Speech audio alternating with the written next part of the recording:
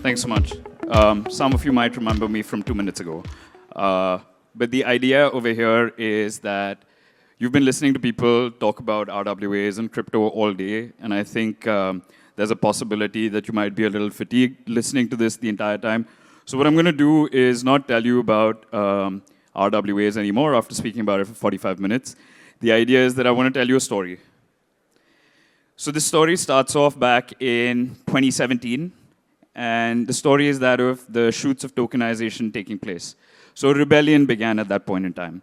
So this rebellion was against the way in which traditional finance was doing the things that they were doing.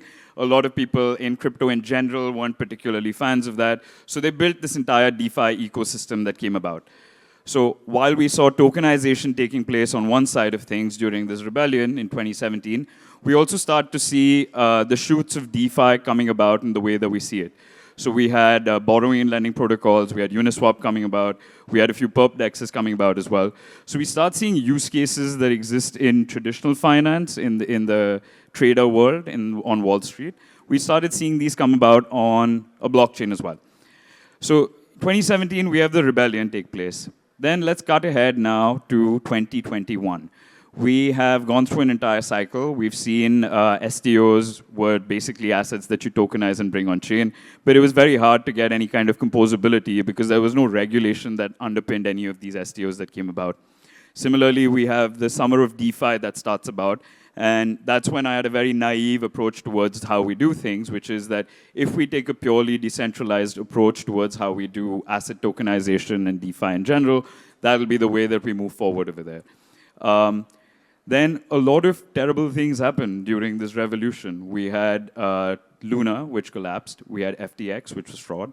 We realized that this idyllic utopian method of tokenization and DeFi in a completely decentralized way doesn't exist because on-chain activities still have real-world consequences.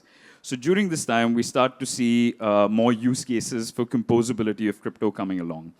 And then, as we were moving through this entire ecosystem, the regulators in general started to open up and became more forthcoming and approachable as far as asset tokenization was concerned, as well as DeFi was concerned. So cut to 2025, where we're talking about it, and that brings me to the topic that you see on the screen over here, which is building the RWA future. So we spent about 45 minutes previously talking about how there are still challenges that exist in terms of TVL that we bring on chain compared to existing DeFi TVL for RWAs. There are challenges that exist in terms of regulatory approaches from different jurisdictions and how they go about doing things. There are also challenges that exist from institutions in terms of how they want to adopt these assets and be able to bring them on chain. So we're now at this pivotal moment where we started with the rebellion in 2017. We had the revolution in 2021, and now we're poised for the evolution of finance in general as we see it. So with RWAs, we're taking off-chain assets and bringing them on-chain. So we're at that moment for finance in general, which is what took offline and you were online one day, then you were off-chain and you're going to be on-chain one day. With these assets and how we tokenize them, one of the critical underpinning factors is that not just real-world assets, you need real-world compliance. You need a framework that's able to bring these two worlds together. And at this point in time, we have two very distinct groups of people that are interested in RWAs.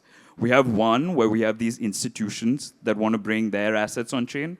And then on the other hand, we have like these retail audiences that really want to come and use these assets because they would never have had access to it. But then the two of them don't speak each other's languages.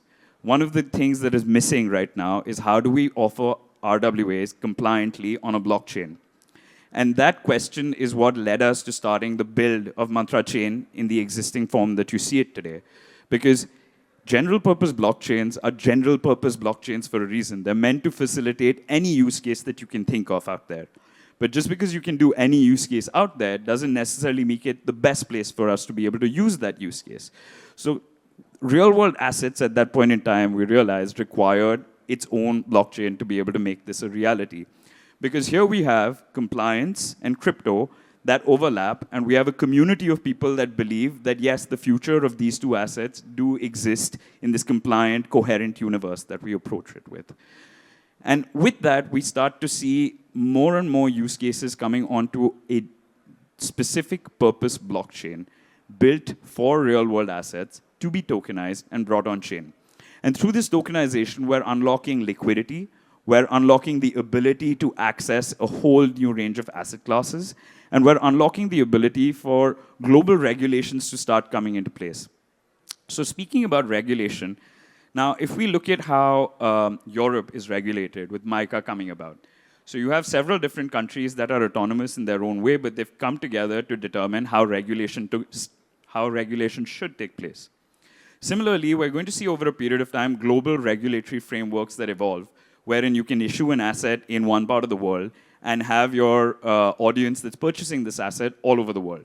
And with this singular global framework that would allow us to be able to safely transact in this ecosystem, we have instilled in this blockchain trust. So we're working with trustless ecosystems and trustless blockchains. But when it comes to real-world assets, that trust needs to be provided or bestowed upon a blockchain from a regulated authority. So you have regulators who we put our trust in, and those regulators now start to put their trust in blockchains. And now suddenly we disintermediate the entire ecosystem the way that we see it. And that brings me to the next part of this story, that with this evolution now in place, we're looking at a decade of, or more, of regulatory hurdles that come about. Because when you challenge the status quo of how things are done, there is a lot of opposition. There is going to be pushback from people that might be disintermediated in the way that we move forward. So while RWAs are what everyone are talking about today, because it unlocks the ability for the future to present itself, as far as real-world assets are concerned, we're still very early in the game, in terms of the fact that we still haven't opened up liquidity to these assets the way that we possibly could going forward. So over the next 10 years, we're going to start to see a lot of the existing fungible assets that we see in the Web 2 world coming on-chain, which are paper money in many forms, so US treasuries, sovereign bonds, equities, green tokenization projects. All of these are going to start coming on-chain. And as they start coming on-chain, you start having fungible, movable value that can be transferred across the world as fast as you and I are having this conversation right now. So as we see a lot of this happen, we're going to start to see old systems start to disintegrate, and we're going to start to see new systems evolve. And change is never easy, so there's going to be a lot of friction, and there's going to be a lot of uncertainty as we go forward over here. So one of the things that is required to deal with this uncertainty, because this is something that we know is going to happen, we just don't know what route it's going to take to get there. So to have the ability to deal with this uncertainty, you need a particular framework that allows for change to take place as rapidly as the uncertainties present themselves. So having your own blockchain, which is dedicated towards making this a reality, helps you to cope with the regulatory challenges around there, around the world. It helps you to cope with the user challenges that exist in terms of user experience and making it better. And it also provides institutions to have a clear view as to how a blockchain functions, how data operates, how value is transferred, and reporting as far as that's concerned. So with all of these pieces coming together, what we have is the ability to set up a new ecosystem framework that allows assets to be brought on chain.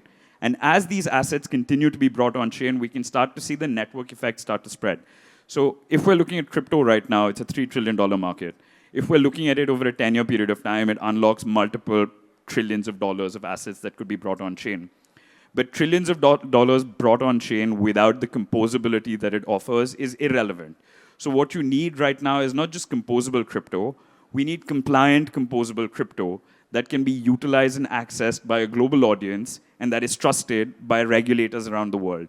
So to provide the perfect cauldron that would mix all of these ingredients to create that recipe is one that requires grit and determination, and one which is a purpose-built blockchain to be able to make this happen. And with that, I would like to end today and the first day over here by saying that we have the vision in place as to how real-world assets can be tokenized. Now the actual work begins to bring it on chain. And with that, thank you so much for listening to me today.